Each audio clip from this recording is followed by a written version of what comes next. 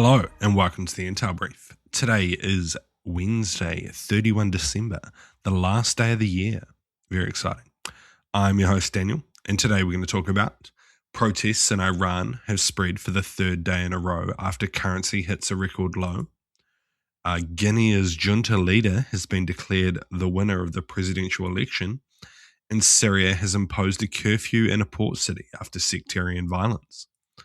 So firstly, protests and strikes in Iran over inflation and currency devaluation have spread from the capital Tehran to several other cities on the third day of unrest.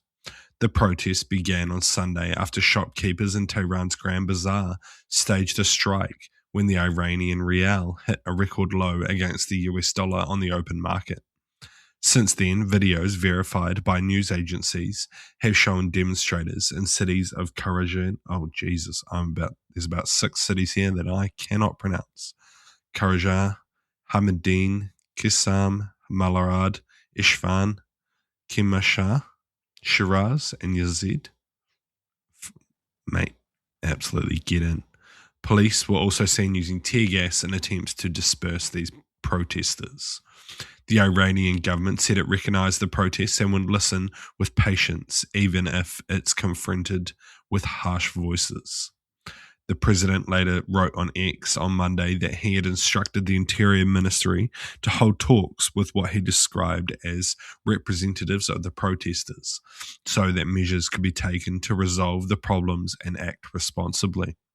He also accepted the resignation of Iran's central bank governor, Mohammad Fariz, and named the former economic and finance minister to replace him. So what?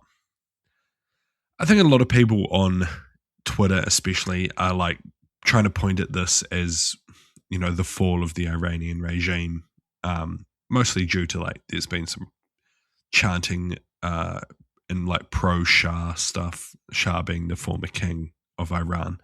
I don't think that's likely. I think it's probably highly unlikely at this point, unless they spiral to kind of significant levels where there's like open acts of violence and like, you know, the destruction of civil buildings and like, you know, protesters are trying to ransack like civil institutions.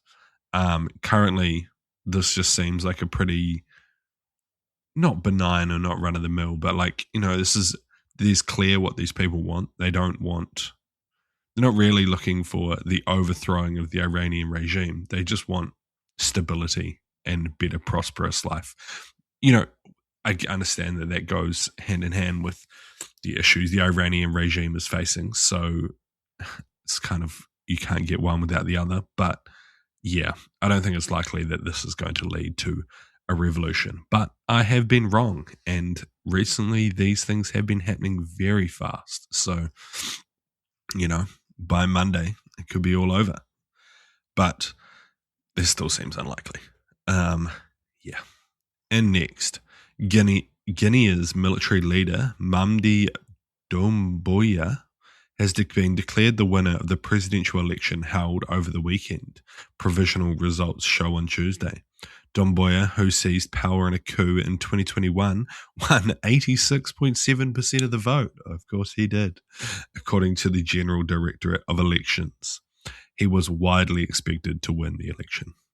Major opposition figures were either barred or were in exile, leaving a fragmented field with no strong challengers. Opposition leaders have called for a boycott of the vote. So what? I mean, you know, it's pretty standard stuff in Africa these days. The photo that is in this news article, shout out to next year. So I'm going to try and make this into a video podcast coming next year, and we'll try and either just show what's on my screen or kind of make a PowerPoint very quickly so we can keep it daily. But yeah, I don't know, trying some new things next year. But anyway, the photo that I can see on my screen is this Doumbouya fella is surrounded by a bunch of military who have their face covered, wearing berets with the insignia halfway around their head, much like the paras wear. So, you know, it's pretty clear that he has one idea and that he was always going to win. You know, this is a military coup in Africa. He's not fucking around. Well, he's wearing I just noticed he's wearing a fucking like couple of $100,000 worth of watch on his wrist. Mental stuff. But yeah, I don't know. There's not much to say here.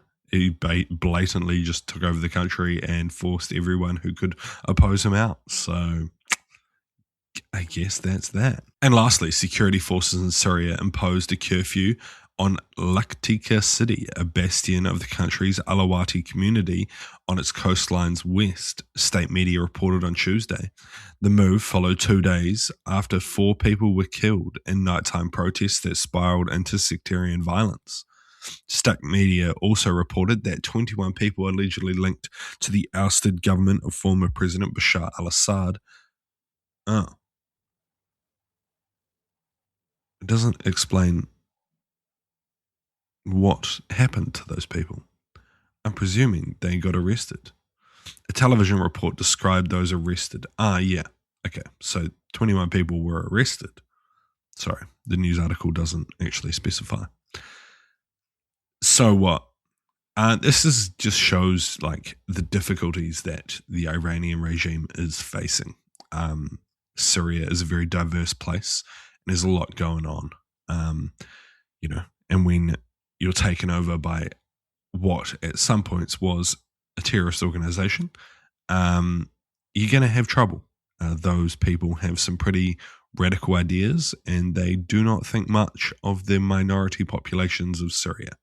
So, yeah, pretty scary, but it seems like international efforts to keep sectarian violence down and, put pressure on the new government to maintain order and give these people a voice seems to be working to some degree.